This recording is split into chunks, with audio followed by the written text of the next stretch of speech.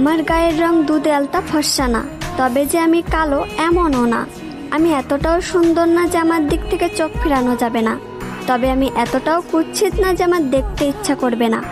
আমার কোমর ছাপানো চুল নেই, তবে আমার চুল ঘাড় অব্দি খাটোও না।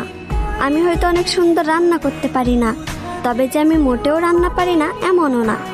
আমি হয়তো সবসময় সাজুগুজু করি না, তবে যে আমি মোটেও সাজি না এমনও না।